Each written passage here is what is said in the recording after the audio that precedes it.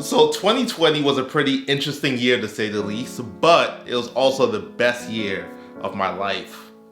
Here's what happened. Fly high in the sky. So there's this story in the Bible called the story of David and Goliath that you've probably heard of before. But basically what happened is that there was David, who's this little shepherd boy who really didn't have any experience in fighting, who approached this warrior named Goliath, who was very tall, very strong, basically kind of like me. Not really, but they approached each other. David approached Goliath in order to fight him. And everyone was telling David, you are not prepared to fight this dude. This dude has real experience and you don't know how to fight anything. And David kind of like powered up and he was like, yo, check my resume. I do have experience fighting. I've had challenges in the past. He said, I've fought bears, I fought lions, anything that tried to come and attack my sheep, I fought those things and I've won. So this dude here, he's no big challenge for me. And what was interesting is that when David then approached Goliath to fight, he was able to knock him down pretty easily because he had that experience with those challenges in the past. So why am I sharing that story?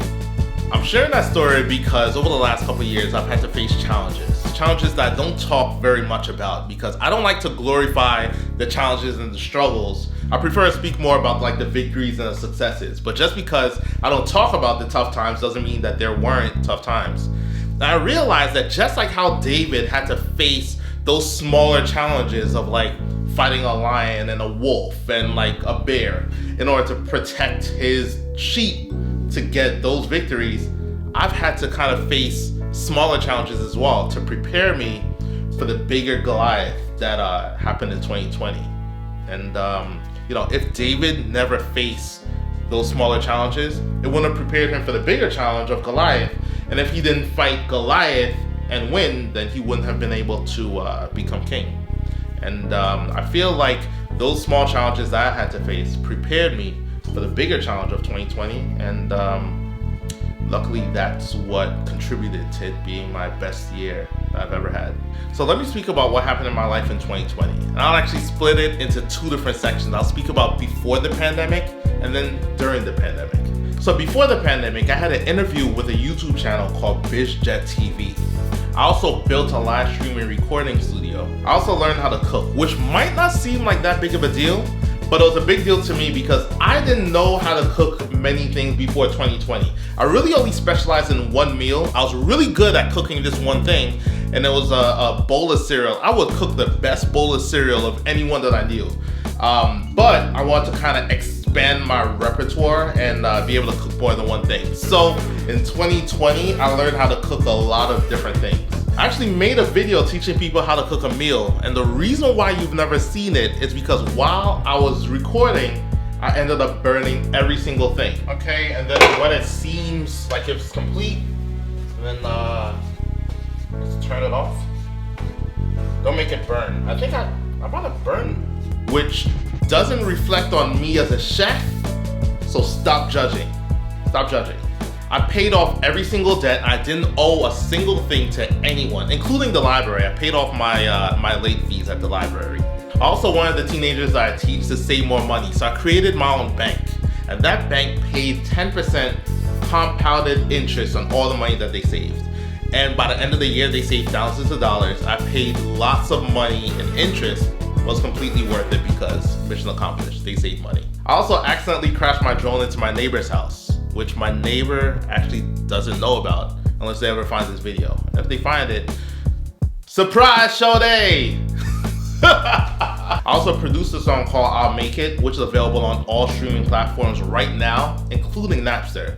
So go and turn on that Windows XP PC that you have and fire up Kazaa and illegally download it. Let me know what you think. I also released a couple new products under my brand Peculiar People. Those products were pullovers, keychains, decals, phone cases, things like that. I was also privileged to take 3 flights on a private jet to Virginia, Pittsburgh, and to Boston.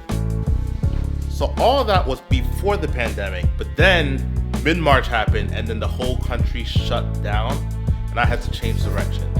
One of the first things that I did is I developed a way for my church to take everything that they did in person and shift it to online. That's everything from communication with members to collecting donations to having the church services all together, all of it went online and I had to figure it out.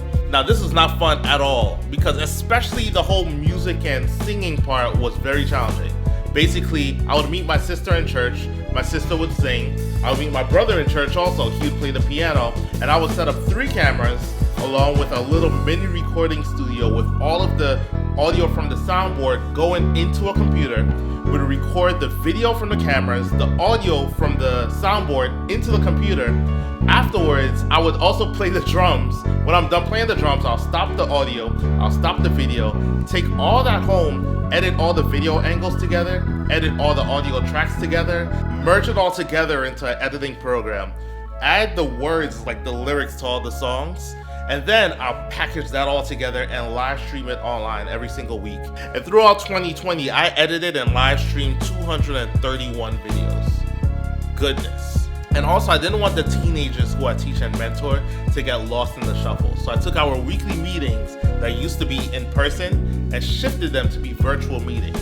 And for those people who were able to attend, we would meet through FaceTime and we would kind of talk about what's going on in the world. We would teach lessons about, how to get through everything, build optimism, build encouragement, motivation, things like that. And then we'd also play games. There's one game that I came up with, which was called like a virtual scavenger hunt. And I would tell them something that they needed to find in their house and show it to me on camera in order to get a point. Also, I started to help small businesses take their operations online. So I would build encrypted online dashboards where businesses could exchange files, conduct meetings, and take payments from their clients all virtually. Also, while doing this, I figured out stuck indoors was the perfect time to challenge myself to get healthy. So I started to try to eat healthier and I ended up losing weight. I lost 23 pounds in those 3 to 4 months. I mean, I gained most of it back because food is delicious, but I deserve some credit, right? Now, all of these things might seem like it's super exciting and a bunch of fun, but it was not, because I found myself working more during the shutdown than I was when things were up and running. And I realized that I was working sometimes 120, 150 hours a week just to keep everything in sync. But after life started feeling super challenging and I felt like if I was on the verge of some sort of collapse, that's when things started to turn around for me. After years of searching, I finally found and purchased my dream house, and the transaction went pretty smoothly and I'm in it right now. If you don't remember how much trouble I had to go to find a house, look at the other video that I made called I Almost Bought a House. It's crazy. I bought an electric go-kart that was meant for kids, but I didn't let that stop me. I would use that go-kart every single day to drive around the neighborhood and get some fresh air, and it was pretty fun. I was still able to safely take some trips. I took a flight to New Hampshire on a large private jet. The private jet actually had a flight attendant on it, which was really cool. I was looking for a couch for my house, and the closest place that had that particular couch was Virginia. So I was able to charter a private jet, fly down to Virginia, see that couch, and then be back home in the same day, which is absolutely insane that that's possible. I was invited by Tesla to California to a meeting, the coolest meeting I've ever been to in my entire life. They gave every single person who attended the meeting a car to sit in, so you could socially distance while reclining your seat, while setting your air conditioner to a comfortable temperature, and you could watch the meeting, the presentation there, in the comfort of this individual car that they gave you. Then the same week that I flew back from that meeting with Tesla, I was able to go to Tesla and pick up my brand new Model X. That Model X replaces the blue Model X that Tesla bought back for me, named Big Beauty Julie. I sold that car back to Tesla, and I was able to pick up my brand new black Model X that I call Big Blackie. I call her Jackie. So I got a new Model X. Also, I was able to see my sister get married, and I was part of the wedding. In the reception, I gave a speech, and I kind of broke all the rules, including talking about wrestling. So they shut off my microphone. So the fact that I'm here and I'm to talk to your wedding shows that I really have a photo. Oh, they cut off my microphone. I yelled. But I didn't let that stop me, so I continued talking. So I guess it's safe to say that I won't be allowed to make any future wedding speeches. I started recording mukbang videos with my siblings.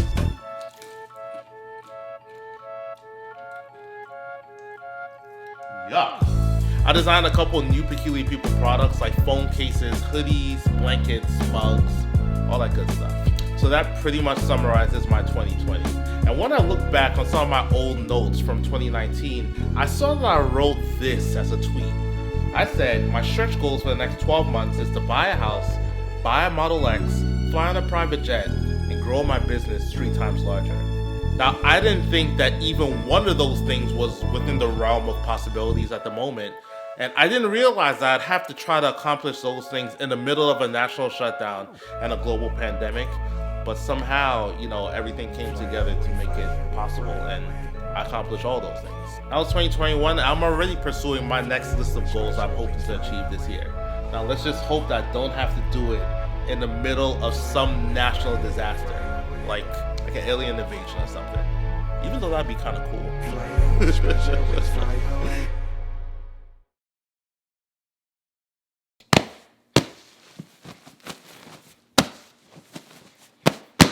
Fluff the pillow.